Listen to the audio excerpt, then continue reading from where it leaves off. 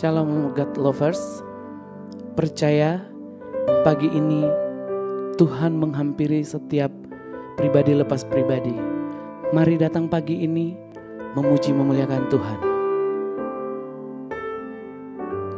Kerinduanku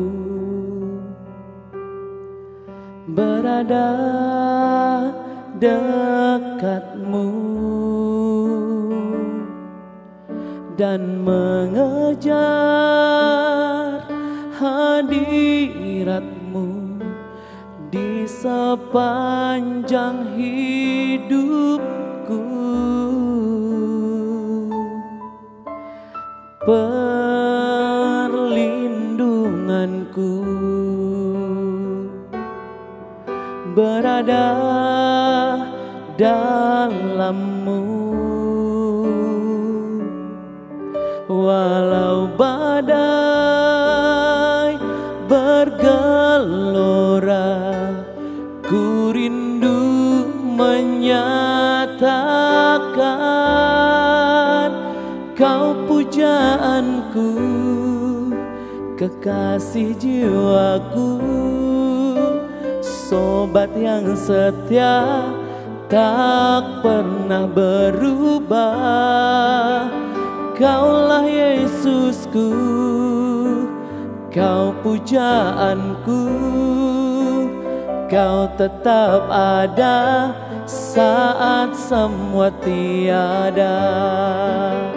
Kau pujaanku, kekasih jiwaku, sobat yang setia, tak pernah berubah.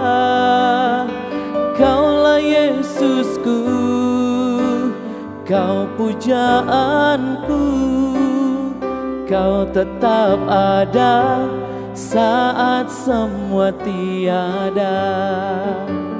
Kau tetap ada saat semua tiada. Salam God's Lover, bertemu kembali kita dalam program Word from Heaven. Kali ini saya ingin mengajak kita merenungkan tentang pernyataan Tuhan Yesus yang Dia mengatakan bahwa Dia adalah terang dunia. Kita bisa belajar dari Injil Yohanes pasal 9 ayat 3-5. Tuhan Yesus menyatakan identitasnya sebagai terang dunia. dalam konteks menyembuhkan seorang pria yang buta sejak lahir. God Lover, pernyataan ini tidak hanya relevan dalam konteks mukjizat fisik, tetapi juga memiliki makna rohani yang mendalam. Mari bersama-sama kita merenungkan bagian ini dan menemukan bagaimana Yesus Kristus sebagai terang dapat mengubah hidup kita. Saya ingin kita bersama-sama membaca Injil Yohanes 9 ayat 3-5. Jawab Tuhan Yesus, bukan dia dan bukan juga orang tuanya. Tetapi karena pekerjaan-pekerjaan Allah harus dinyatakan di dalam dia, kita harus mengerjakan pekerjaan dia yang mengutus aku selama masih siang. Akan datang malam di mana tidak ada seorang pun yang dapat bekerja. Selama aku di dalam dunia, akulah terang dunia. God Lovers, Yohanes 9 ayat 3-5 ini mencatat percakapan antara Kristus Yesus dengan murid-muridnya tentang seorang pria yang dilahirkan buta.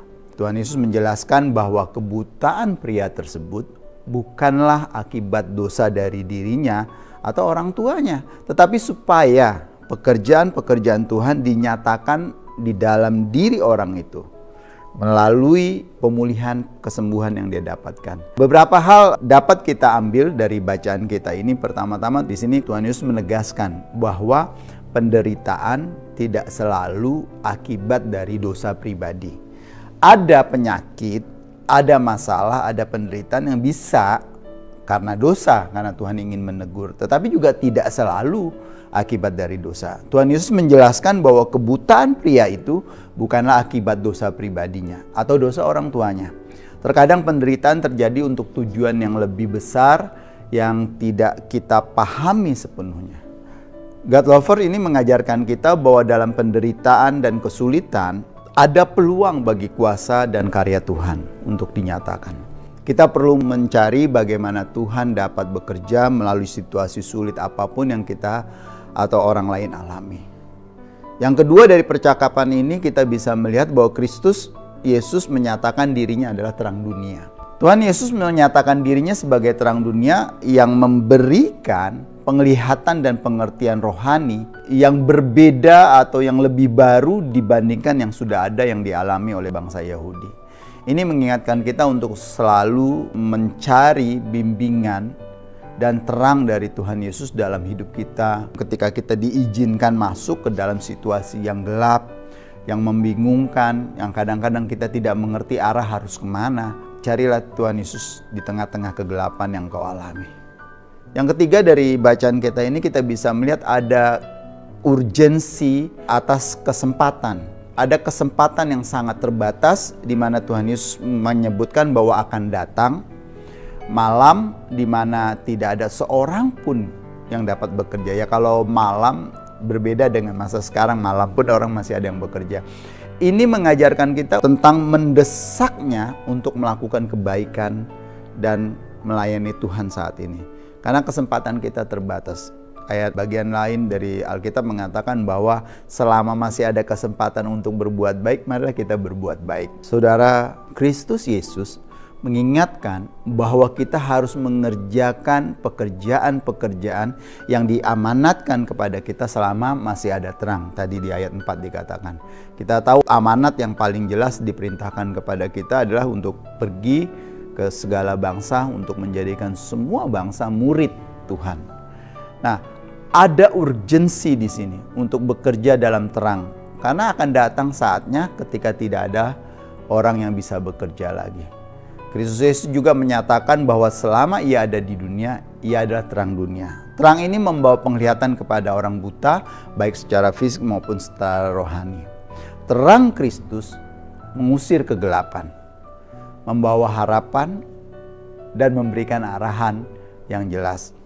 God's Lover, Yesus Kristus sebagai terang dunia adalah kebenaran yang membawa harapan dan transformasi. Seperti orang buta ini, dia ditransformasikan dari seorang pengemis yang hanya mengharap belas kasihan orang menjadi orang yang bersaksi menceritakan kebesaran Tuhan. Kristus datang untuk mengusir kegelapan dalam hidup kita dan menunjukkan kuasa serta kasih Tuhan yang besar itu kepada kita. Pada kesempatan ini, mari kita membuka hati kita kepada terang Kristus itu. Biarlah terang itu menerangi hati dan hidup kita, sehingga kita bisa bekerja dan menyadari ada urgensi, ada hal yang mendesak di dalam terang Kristus itu.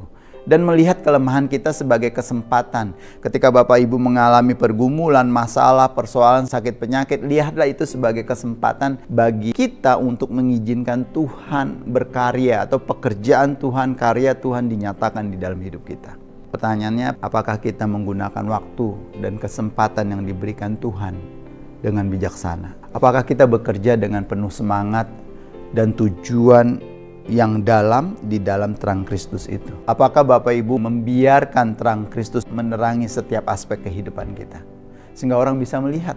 Apakah area hidup kita masih berada dalam kegelapan, perlu diterangi oleh kasih dan kebenarannya? Marilah kita untuk tidak menyia-nyiakan waktu, tapi berusaha untuk hidup dan bekerja dengan penuh makna di dalam terang Yesus itu. Marilah kita membuka hati dan hidup kita sepenuhnya kepada terang Kristus itu, agar kita dapat berjalan di dalam terangnya setiap hari. Mari kita berdoa. Tuhan Yesus, terima kasih karena Engkau adalah terang dunia yang menerangi kegelapan hidup kami.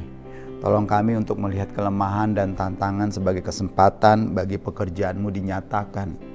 Bimbing kami ya Tuhan untuk bekerja dengan penuh semangat di dalam terang-Mu dan membuka hati kami sepenuhnya pada terang-Mu. Amin. God Lovers diharapkan membagikan link YouTube renungan ini kepada saudara-saudara kita, kerabat, teman, agar mereka juga diberkati seperti kita. Terima kasih. Tuhan Yesus memberkati. Salam.